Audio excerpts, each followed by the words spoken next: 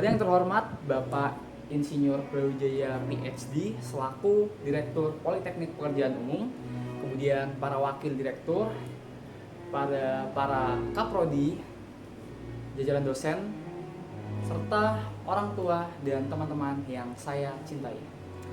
Pada kesempatan kali ini, izinkan saya untuk membawakan suatu pidato terkait dengan retorika. Sebelumnya, perkenalkan, nama saya Raka Harun Watania dari kelas D TKJJ nomor induk mahasiswa 252096.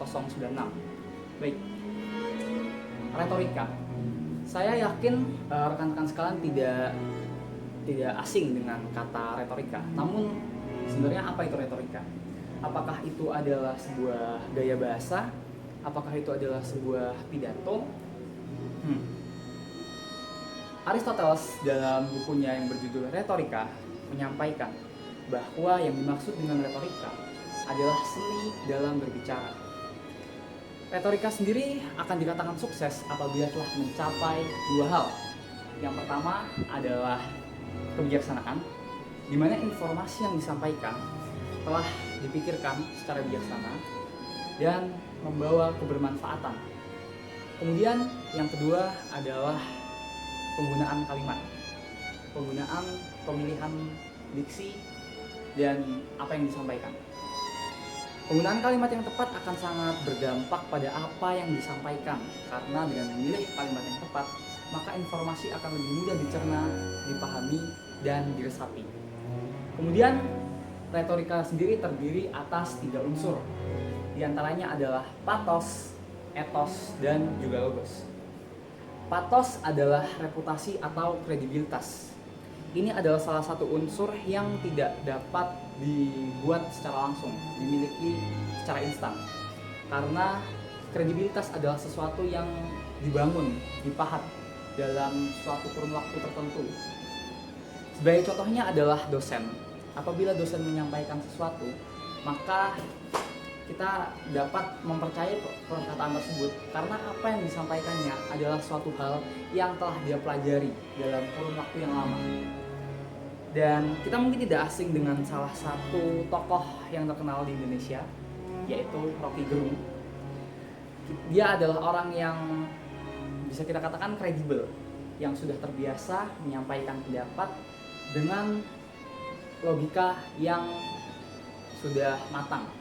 Dalam artian, dalam perkataannya tiada cacat logika atau bisa kita bilang minim, sehingga dalam kurun waktu tersebut, dalam apa yang dia sampaikan setiap hari, waktu ke waktu, dia mendapatkan suatu reputasi, mendapatkan kredibilitas. Kemudian yang kedua adalah pathos. Pathos adalah empati, adalah emosi yang disalurkan kepada pendengar. Ini adalah suatu cara di mana kita dapat membangun suatu hubungan emosional kepada pendengar.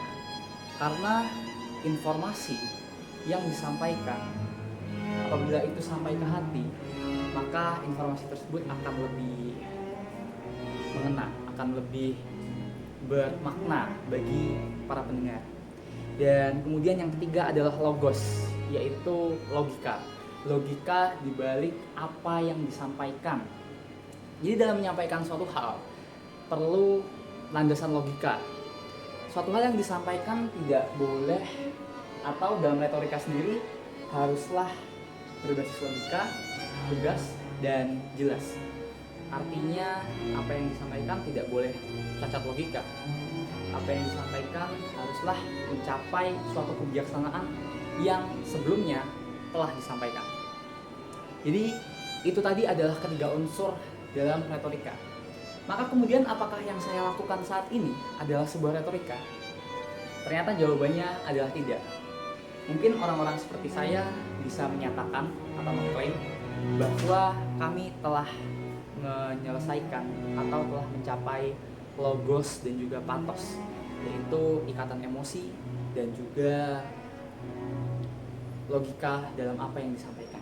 Namun satu hal yang pasti, kami belum dapat mencapai etos atau kredibilitas karena jam terbang kami atau jam terbang saya yang baru tidak signifikan tidak dikenal dan hanya beberapa kali mengungkapkan pendapat atau pidato.